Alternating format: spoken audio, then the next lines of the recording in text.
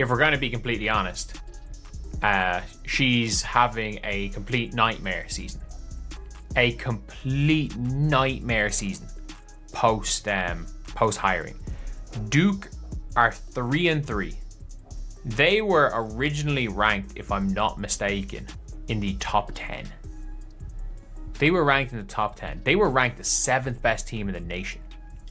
And they lost to Baylor, who lost to Iowa without chit chat for the second half, and with Addy Deal continuing to struggle to start the season. They lost to an Iowa team that's not going to. The shockwaves are impossible to ignore. Team USA's coach Carol Austin is navigating what can only be described as a nightmare season, and fans aren't holding back their frustration. Questions are mounting about what this disastrous run means for the future of the team's top talents. Rumors are spreading fast, suggesting that even standout stars like Caitlin Clark might be forced to rethink their place on the Olympic roster if leadership continues to falter. The silence from the players themselves is telling, leaving the world on edge as it watches whether this coaching collapse could finally crack Team USA's legendary dominance. Could the Dream Team's foundation be at risk before it even takes shape? For Clark and the entire squad, the pressure has never been greater. Chit chat for the second half, and with Addy Deal continuing to struggle to start the season. They lost to an Iowa team that's not going to be at their full capacity for the season. That is a scary, scary thing if you are Duke. Like, they lost to a team that I'm not going to say is not great, isn't a great team, because Iowa are a very solid team. That being said, like, Baylor, if they're this elite team, shouldn't have lost that game, and they beat Duke.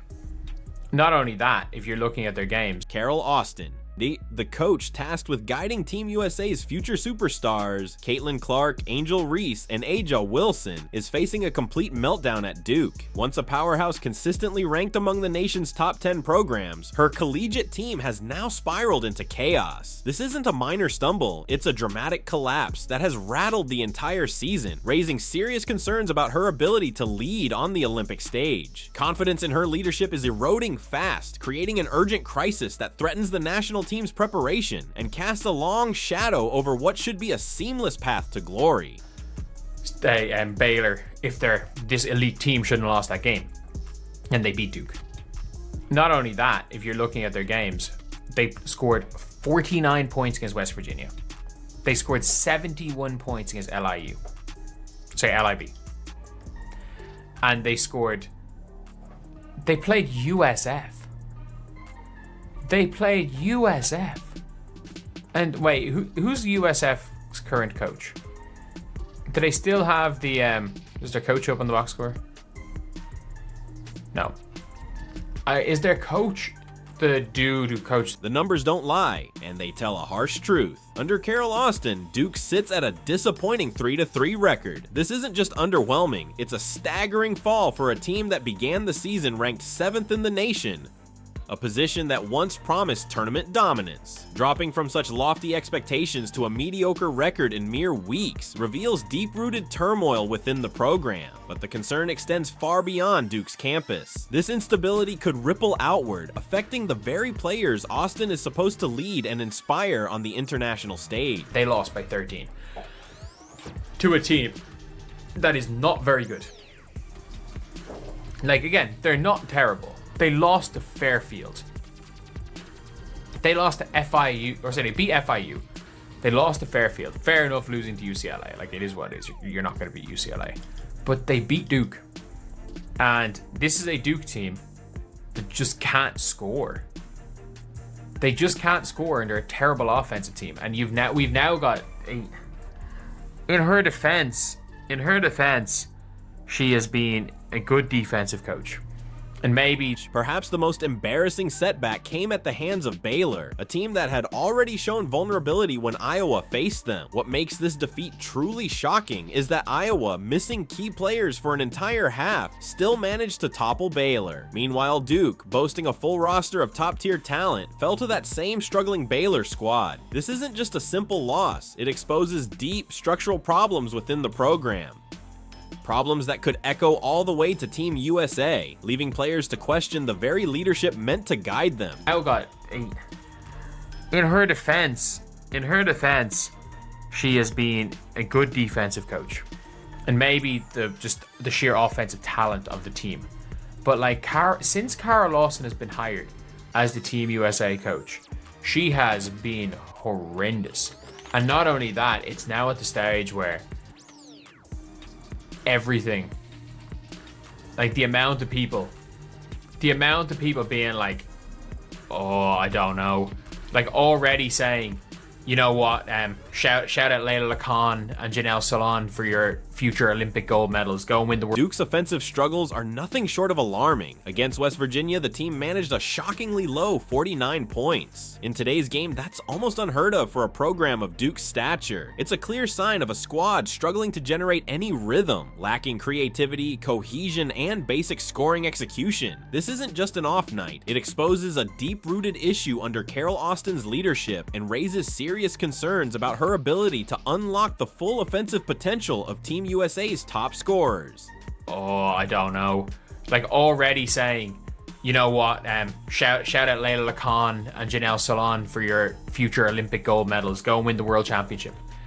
Like there are people concerned for the first time ever about the Team USA national team. I wouldn't be. I think their players are too good.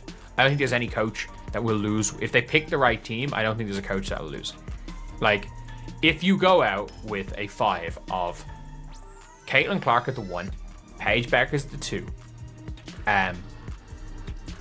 Sonia Citron at the 3, because I think Sonia Citron is a better fit at that 3 position. Duke suffered yet another shocking loss, this time falling by 13 points to the University of South Florida. To put it in context, USF is currently operating under an interim coach and has struggled against teams far below Duke's caliber, like Fairfield. For a nationally ranked program like Duke to be outplayed so decisively by a team in such turmoil is nothing short of baffling. This defeat only deepens the narrative of Carol Austin's struggles, painting a picture of a team consistently underperforming, regardless of the level of competition. And the difference is now is that they kind of know the France are there, and they're not there to be they're not just there as we're guaranteed to win the gold.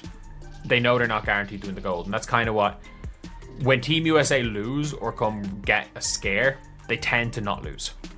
When they get a scare, they tend to start playing better and lock in, because when Team USA locks in, it doesn't matter who the coach is, they're going to win.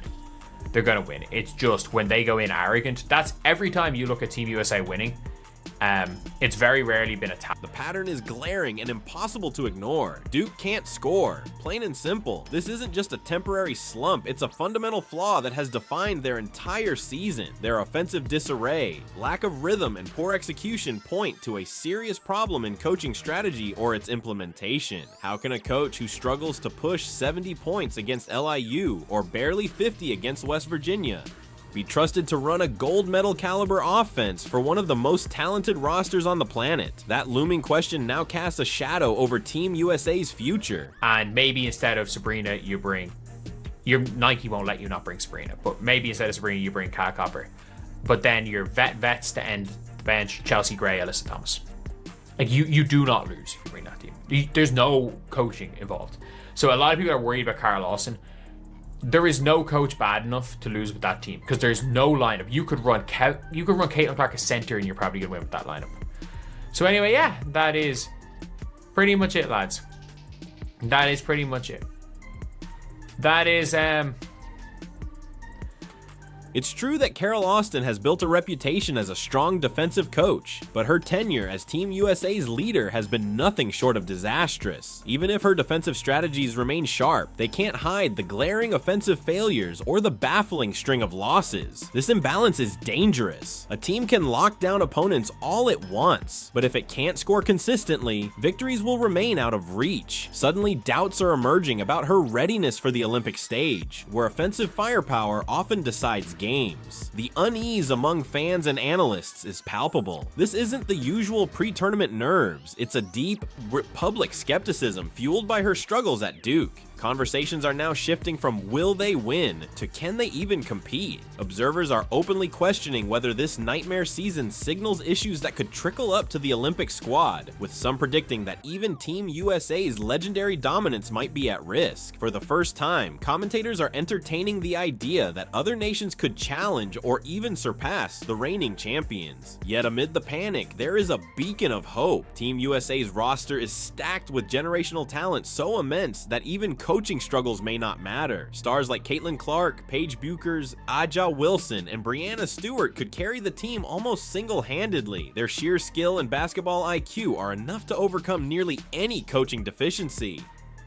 Imagine the lineup: Caitlin Clark running the offense at point guard, Paige Buchers at the dynamic 2-guard spot, and Sonia Citron providing versatile scoring at 3. Add Breanna Stewart at 4 and A'ja Wilson anchoring the paint at 5, and you have a starting 5 built for domination. The plan is simple: funnel defensive stops through A'ja Wilson and let Clark orchestrate a high-powered offense, distributing assists and facilitating relentless scoring. This lineup doesn't just promise efficiency, it creates an offensive juggernaut. Selection isn't just about raw talent, it's about fit. Sonia Citron at 3 ensures team balance, while Stewart's elite performance keeps the front court dominant. Players like Facalier may sit the bench, but that depth is intentional, maximizing cohesion over individual accolades.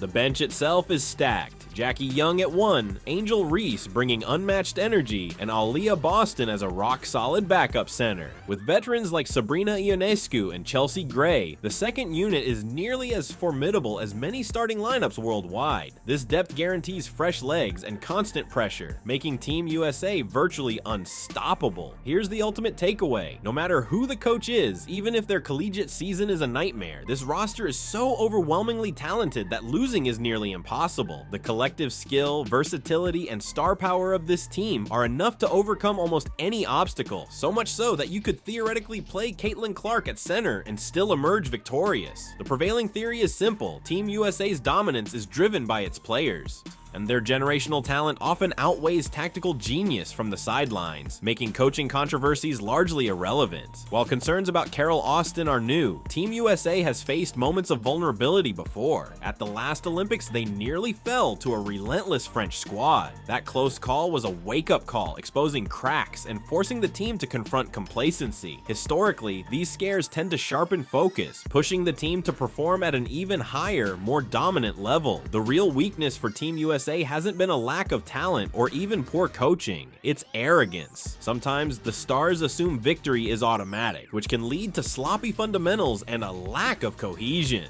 Unlike other international teams that have trained together for years, Team USA's roster often has to gel quickly. This collective mindset, more than individual skill, is the only genuine threat to their supremacy. Despite Austin's turbulent season at Duke, most analysts agree she's not incompetent enough to jeopardize Team USA's chances. The logic is simple: with the right selection of elite young phenoms and seasoned veterans, victory is practically guaranteed. The sheer depth of talent acts as a safety net against any coaching missteps, keeping the Olympic dream alive regardless of collegiate struggles. The key lies in player selection. Put together a lineup featuring Caitlin Clark, Paige Buchers, Angel Reese, Sonia Citron, Sarah Strong, and pair them with experienced stars like Breanna Stewart, A'ja Wilson, and Aaliyah Boston, and you have a force that's nearly unstoppable. This mix of youth and experience creates a team where individual brilliance carries the strategy, rendering coaching secondary. Any speculation about players reconsidering their commitment due to coaching issues is, for all intents and purposes, overblown. So while alarm bells ring over Austin's struggles and the media fuels wild speculation, the consensus is clear: Team USA's fate rests in the hands of its players. The true stakes aren't just winning another gold medal, they're about making the right roster choices and unlocking the full potential of this once-in-a-generation talent. If done correctly, coaching controversies fade into the background, and the team's legendary dominance remains intact.